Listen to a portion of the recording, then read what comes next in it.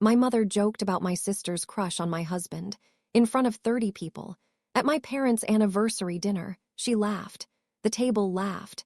My hands were shaking. And then my husband stood up and said one sentence that ended it. My husband stood up from the table. The room went quiet. My mother's smile was still on her face, the kind of smile that doesn't know yet that it should stop. And then he said one sentence, and I watched her go pale. But to understand what he said, and why it landed the way it did, I need to take you back to the beginning. Because this story is not really about what happened that night. It's about what had been happening for years. My name is Claire. And this is the story of the anniversary dinner that changed everything.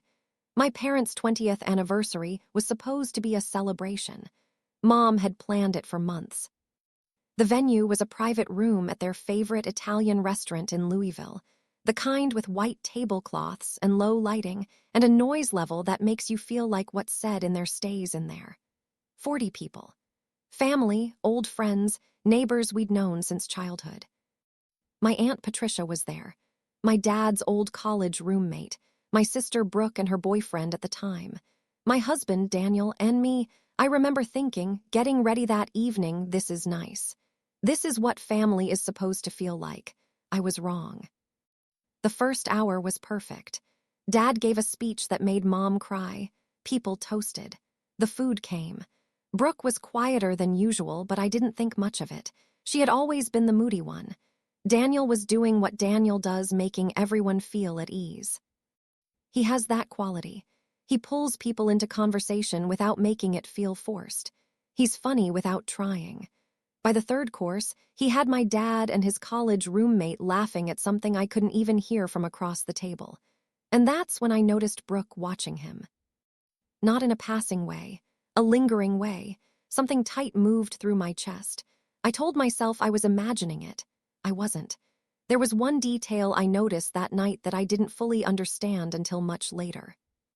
I'm going to come back to it, because by the time you hear it, you'll understand that what happened at that table wasn't a joke at all.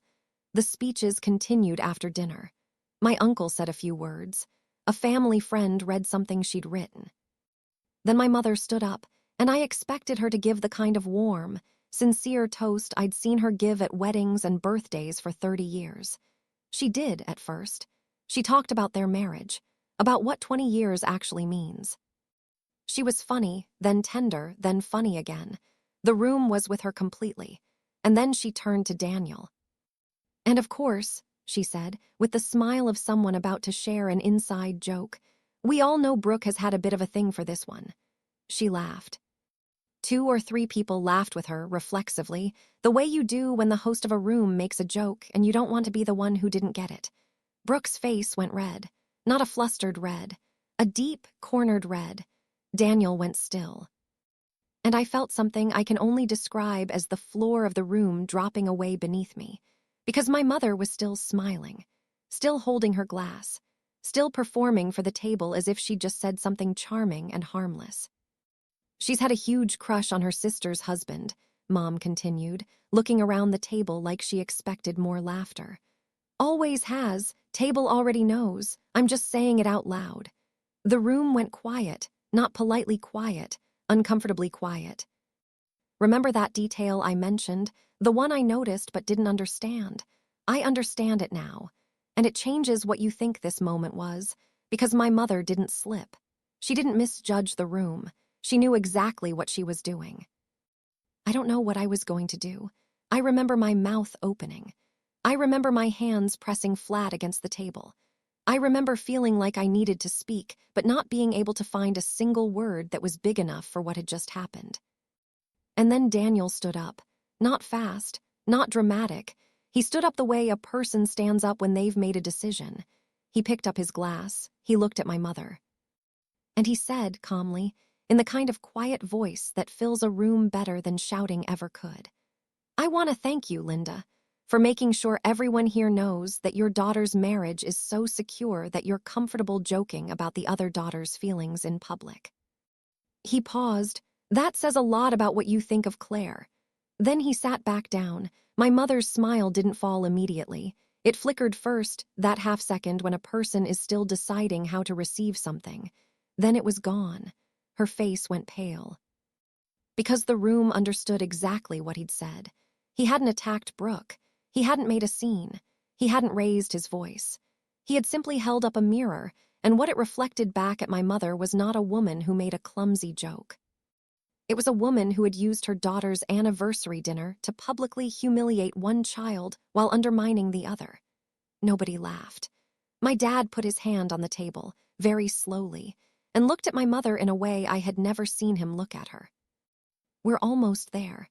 And what happened after, the part outside the restaurant, is the reason this story matters beyond that room. We left before dessert. Daniel didn't make a scene of it. He thanked the people nearest to us, said something quiet to my dad, and we walked out. In the car, I didn't know what to say. I was still processing, still replaying the moment. My hands were still not entirely steady. He drove for a few minutes in silence.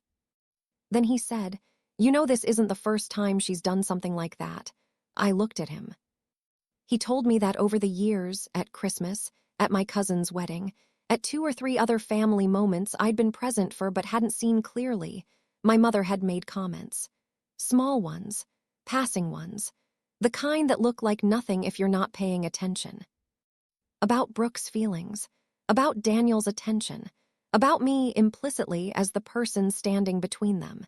He said he hadn't told me because he didn't want to make me choose. And sitting in that car, I understood something that I'd been too close to see for years. My mother wasn't careless. She wasn't inappropriate. She wasn't making a joke that went wrong. She had been doing something deliberate slowly for a long time, planting a seed, keeping it watered. And that night, in front of 40 people, on what was supposed to be a celebration of her own marriage, she had decided to let it bloom publicly. Maybe because she thought it was harmless. Maybe because she thought Daniel would laugh along. Maybe because she had miscalculated how clearly one sentence could name what she'd been doing. I don't know exactly what she thought would happen. What actually happened was this: Daniel named it, and she had no answer. Brooke called me 3 days later. She cried. She apologized. She said she didn't know Mom was going to say that, and I believe her. Brooke is many things, but she is not cruel. She said she'd felt humiliated too. We're still working through it. Brooke and Mom apologized, eventually. The kind of apology that explains more than it regrets. She said she'd been trying to lighten the mood. She said no one was meant to take it seriously. She said Daniel had overreacted. I didn't argue with her. I didn't need to, because Daniel hadn't overreacted. He had done exactly one thing. He had said out loud what was true. And the fact that the truth made her face go pale told me everything I needed to know about whether she'd meant it as a joke. There are people in your life who will test the edges of what they can say and then call you sensitive when you notice.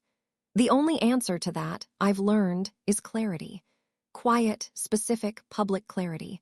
My husband stood up from the table that night. And in one sentence, he gave me something I hadn't known I needed. He told a room full of people that my marriage was worth defending. If this story hit something in you, a like genuinely helps more people find it who need to hear it. Share it with someone who's been in a room where the wrong person had the microphone. And if you're not subscribed yet, I'd love to have you here. I share stories like this every week. One question before you go. Has someone ever said something as a joke that you knew was never really a joke? Tell me in the comments. I'm genuinely curious how many of you have sat at that table.